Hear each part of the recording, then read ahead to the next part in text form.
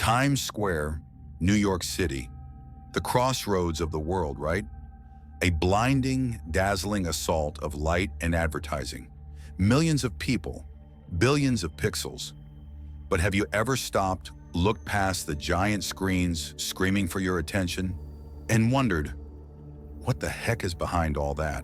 Specifically, what's inside this building? One Times Square? The one famous for dropping a giant sparkly ball once a year? Quick cut to the building, emphasizing its screen-covered facade. Maybe an old photo flash. You might assume it's packed with offices, fancy apartments, something, right? Pause, lean in. Brace yourselves. The truth is stranger, emptier, and maybe a little disgraceful. Stick around as we peel back the pixels and uncover the bizarre secret of the building hiding in plain sight. All right, let's talk about One Times Square, also known as 1475 Broadway. This skinny skyscraper jammed into the bow tie intersection isn't just any building. Built in 1904, it was the proud headquarters of the New York Times. Hence the name, Times Square. Duh. At 25 stories, it was briefly the second tallest building in the world. Imagine that. And yes, since 1907, it's been ground zero for that global New Year's Eve ritual. That glowing ball drop, it started right here, a clever publicity stunt by the Times publisher to show off his new digs in this fancy new thing called electricity. So, a building with that much history in that location, it must be prime real estate gold, right? Well, yes and no. The location is priceless. The building itself? Not so much anymore. After the Times moved out, way back in the 60s, things got weird. It changed hands multiple times. Then came a renovation in the 60s by Allied Chemical that basically stripped away its beautiful, original granite and terracotta facade and slapped on some bland marble. Progress? Or was that the moment this architectural gem started losing its soul? What do you think? Now here's where the plot twist really kicks in. Over the decades, especially as Times Square itself went through some seedy phases, quick cuts hinting at the area's grittier past, maybe blurred archival shots of old theaters, some arcades, the building became increasingly difficult to lease for traditional office space. It's tall, narrow, and kind of awkwardly shaped inside thanks to that street convergence. So what do you do with a famous, awkwardly shaped, historically significant, but architecturally neutered building in the most eyeballs per second location on Earth?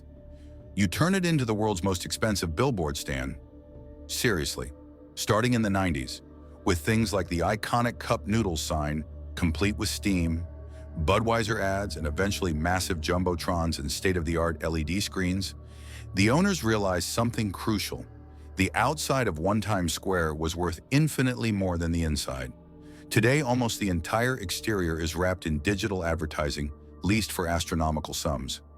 It generates millions upon millions annually, purely from ad revenue.